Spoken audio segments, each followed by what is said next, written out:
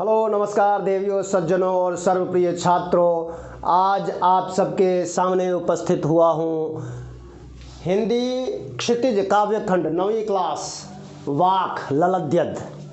वाक का अर्थ वाणी से है, इसका मतलब वाणी है। कश्मीरी शैली की कवयित्री हैं ये और विद्यार्थियों को भक्ति काल की संपूर्ण भारतीय भक्ति रचना के संपूर्ण ज्ञान देने के लिए यहाँ पर कश्मीर की कवयित्री ललद्यद, जो मूल रूप से इनकी जो ये वाक है, वाणी है, ये कश्मीरी में है, लेकिन यहाँ पर उसका अनुवाद है ललद्यद दूसरे रूप में। तो इनका जन्म 1320 में और मृत्यु 1391 में हुई थी। और यहाँ पर इनके वाक में छोटे छोटे 4 वाक हैं। तो पहले वाक में इन्होंने, और हाँ, इनके जीवन के बारे में बताऊं तो इन्होंने भी बाह्य आडंबर और दिखावे का बड़ा ही खंडन किया है। देखते हैं एक एक करके। पहली वाक में ईश्वर प्राप्ति के जितने भी प्रयास कवयित्री कर रही है, वे सारे प्रयास उसके व्यर्थ हो रहे हैं, इसी की चर्चा की है। रस्सी कच्चे धागे की खींच रही मैं नाव, जाने कब सुन मेरी पुकार, करें देव भवसागर पार। इस संसार को एक सागर माना है, एक समुद्र माना है। समुद्र से पार होने के लिए एक सुदृढ़ नौके की आवश्यकता होती है, उस नौके को चालित करने की भी आवश्यकता होती है। तो कवयित्री ने ये कहा है कि कच्चे धागे से, है ना, अज्ञान से वो ज्ञान को पाना चाहती है ना। इसके लिए वे सारे प्रयास कर रही है और ईश्वर से उम्मीद लगाए बैठी है कि उसकी भी पुकार कभी सुनी जाएगी और उसको भी भगवान इस भव यानी कि संसार रूपी सागर से पार कर देंगे। पानी टपके कच्चे सकोरे, व्यर्थ व्यर्थ प्रयास हो रहे मेरे, है ना। जैसे कच्चे सकोरे से, मिट्टी के बर्तन से पानी टपक जाता है, वैसे ही कवयित्री के जो छोटे छोटे प्रयास हैं वो सारे व्यर्थ हो रहे हैं। जी में उठती रह हुक, घर जाने की चाह है घेरे। जी में, मन में बार बार ये कुहुक उठती है, एक टीस सी, एक वेदना सी होती है कि वो कब उस घर में जाएगी, यानी कि ईश्वर के दरबार में जाएगी, ईश्वर की प्राप्ति उसे कब होगी। ईश्वर की प्राप्ति की बेचैनी ही इसमें प्रमुख है। दूसरी वाक में इन्होंने जो है सांसारिक माया जाल में, एक तो आडंबरों का खंडन और सांसारिक माया मोह में जो कम रहेगा वही इस संसार से पार ईश्वर को पा सकेगा, ये बात बताई है इन्होंने। और समरसता का वर्णन किया है ना। समभाव होना सबके लिए, अपने लिए, सबके लिए। खा कर कुछ पाएगा नहीं, न खाकर बनेगा अहंकारी। सम खा तभी होगा समभावी, तभी खुलेगी सांकल बंद द्वार की।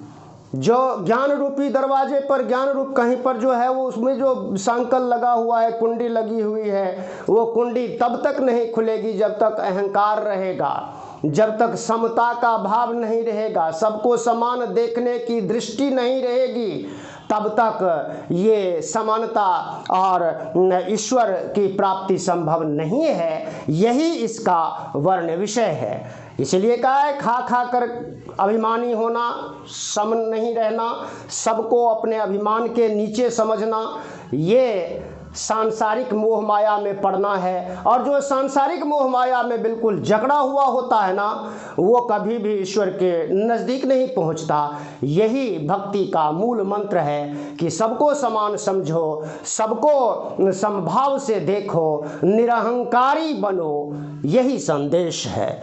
अगली वाक में इन्होंने आत्म आलोचन की बात की है, अपना सेल्फ एनालिसिस करने की बात की है इन्होंने, कि अपना आलोचन करना, अपने आप के अंदर अपने आप को ढूंढना, इसी से और अच्छे कर्मों से ही इस संसार से मुक्त हुआ जा सकता है, आने जाने के बंधन को छोड़ा जा सकता है। आई सीधी राह से गई न सीधी राह, सुषुम सेतु पर खड़ी थी, बीत गया दिन आह। सुषुम्ना एक नाड़ी होती है जो एक शरीर में है, जिसकी जागृति हो जाने से अपने आप बहुत सारी नाड़ियों का जागरण हो जाता है। तो कवियत्री यही कहती है कि मैं न तो सीधे रास्ते आई, मन में टेढ़ापन रहा, छल कपट का भाव रहा, अब जाना भी है तो वही छल कपट और कूड़ कपट के साथ, फिर ना सुषुम सेतु पर खड़ी थी। और ऐसे ही देखते देखते सारा जीवन बीत जाता है,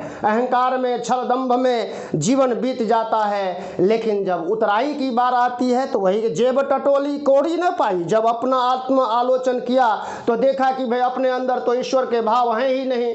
जब ऐसा भाव दिख गया तो निश्चित रूप से ये पता लग गया कि अब ईश्वर को देने के लिए कुछ नहीं है। ईश्वर को देने के लिए भक्ति भाव, समानता का भाव, छल कपट रहित का भाव होना बहुत आवश्यक है। यही प्रतिपाद्य है। चौथी बाख के अंदर भेदभाव रहित ईश्वर की सर्वव्यापकता है और आत्मज्ञान ही असली ज्ञान है, यही बताया है। और उसकी व्याप्ति हर जगह है। थल थल में बसता है शिव ही, थल थल में बसता है शिव ही, भेद न कर क्या हिंदू मुसलमान। कितनी अच्छी बात कही है ना, कितना भेदभाव है ना, हिंदू मुस्लिम सिख ईसाई, और इसमें भी अनेक धर्माई। बहुत बड़ी विडंबना है दोस्तों। देखिए, थल थल में बसता है शिव ही, भेद न कर क्या हिंदू मुसलमान। सब जगह ईशावास्यमिदं सर्वं यत्किंचित जगत्याम जगत्तेन त्यक्तेन भुंजीथा माग्रदा कश्चित् धनम। यहाँ तो एक दूसरे को नोच लेना चाहते हैं। तो एक ईश्वर जो है, ईश्वर शिव जो है, वह हर जगह पर है, कण कण में निवास है उसका। चाहे वो हिंदू हो, मुसलमान हो, किसी में भेद न कर, सबको एक समान समझ। मानव धर्म एक ऐसी भावना हो। ज्ञानी है तो स्वयं को जान, अपने को जाना नहीं। और पोथी पतरा लेकर के दुनिया को ज्ञान बांटने वाले बहुत हैं इस दुनिया में, लेकिन ज्ञान का अभाव है। खुद को जाना नहीं और सब कुछ बखान करने के लिए उतारू हैं लोग। वही है साहिब से पहचान, साहिब से, ईश्वर से पहचान, ईश्वर के नज़दीकी तो वही है जहां हमने स्वयं को जान लिया। अपने संसार को, मानसिक अंतर जगत के संसार को जिसने जान लिया, वही ईश्वर को जानने का दावा कर सकता है। Thank you for watching. जिन्होंने सब्सक्राइब नहीं किया है, जिन छात्रों ने, वो सब्सक्राइब जरूर करें, लाइक शेयर कमेंट। और जय हिंद जय भारती हर। हाँ, प्रश्नोत्तर, मैं समझता हूँ इस व्याख्या से प्रश्नों के उत्तर बड़े आसान होने वाले हैं, तो सभी छात्र प्रश्नों के उत्तर स्वयं लिखने की कोशिश करें। धन्यवाद। जय हिंद जय भारती।